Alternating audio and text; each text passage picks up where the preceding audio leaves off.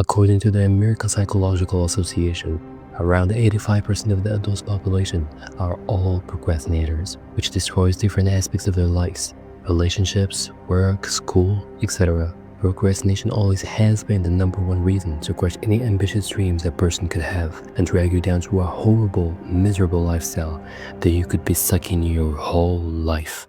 While a rare 15% of people do not procrastinate and resilient to laziness temptations. That's why at the end of the video, you will have all that you need to get to that level and turn your life around into a more productive, evolving, and happier one. And more importantly, to make sure to never fall into this trap again. But before we do that, we need to understand how procrastination works in our brain. When you decide to focus on doing a task, you obviously eliminate any distractions/pleasurable things that would stop you from getting the work done. That's where the part of our brain that seeks immediate pleasure, which is called the limbic system, comes to play. Since it didn't find any immediate pleasure from the task you're doing, it starts to urge you to find other activities that would give it instant gratification. While the prefrontal cortex, which is the part of our brain that handles planning and long-term thinking, tries to fight that urge. But unfortunately, the limbic system ends up winning almost every single time. So our aim today is to strengthen our prefrontal cortex to suppress our limbic system when we want to. The problem usually begins at the start, when you say the task you're about to procrastinate on. So we need to improve how we plan them. First, we need to set a to-do list of the tasks we have to do today. Small ones and big ones, like making your bed or doing your assignments. Now, to make these to-do lists more effective, we need to rank these tasks from the hardest to the easiest.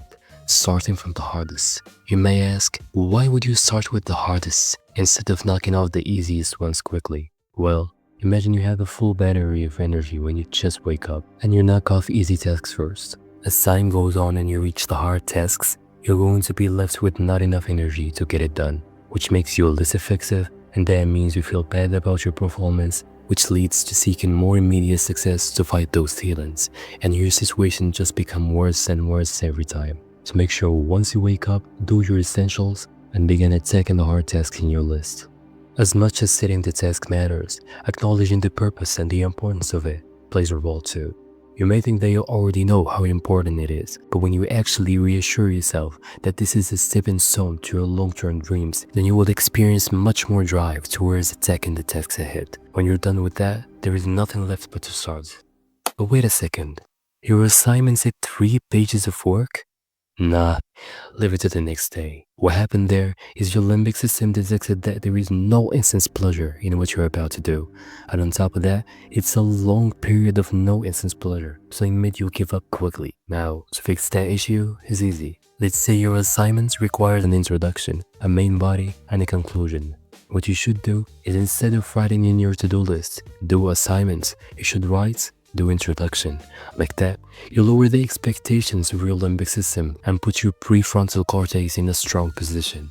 And then you can knock off some easy tasks and move on to the next part of the assignments, or leave the next part for another day when you have time, to refresh and have much more energy to be efficient at work to get the best results. Now, the main thing that would make starting your introduction hard would be distractions, and there is no bigger and more addictive distraction other than social media. We can talk about procrastination and forget about it, since it's the most accessible form of distraction, and taking control of it would be a major win overall. A lot of people would find it very complicated, but that's why I'm here to try and help you. First, you have to minimize the apps you use and choose one to rely on to entertain you.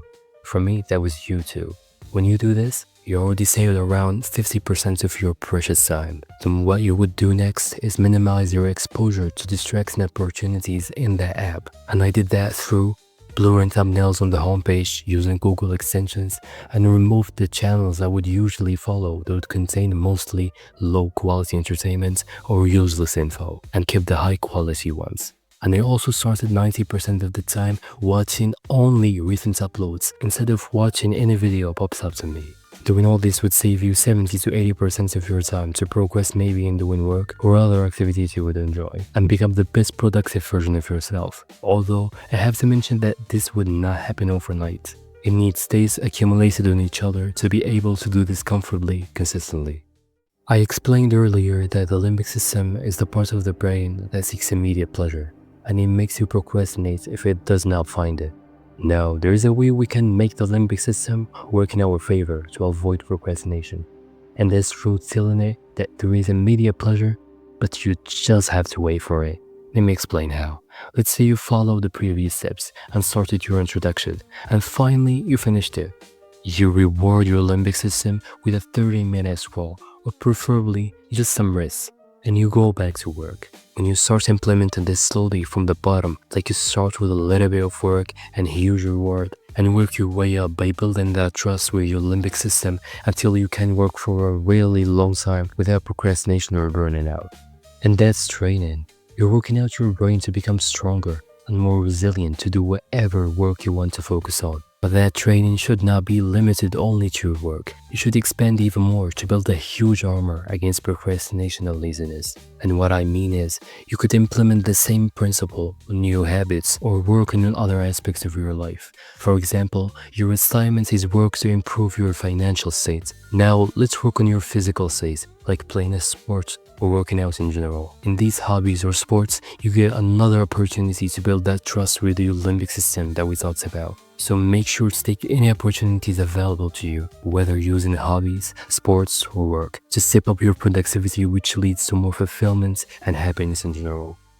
If you follow the previous steps and gradually work towards leveling up your willpower through setting your task from the hardest to the easiest to pour your energy towards the main tasks, and acknowledge the end goal of your work to build more drive to attack it, and initiate your task instead of going all out without previous willpower training. And minimize your intake of social media to save time for more useful things to do. And finally, work out your willpower through work, hobbies, sports to become unstoppable. Implementing this will make you go undefeated in your future battles against procrastination, and you're never going to procrastinate again. At least not a procrastination that would affect you or you can't recover from. Subscribe if you learned something useful, and catch you later.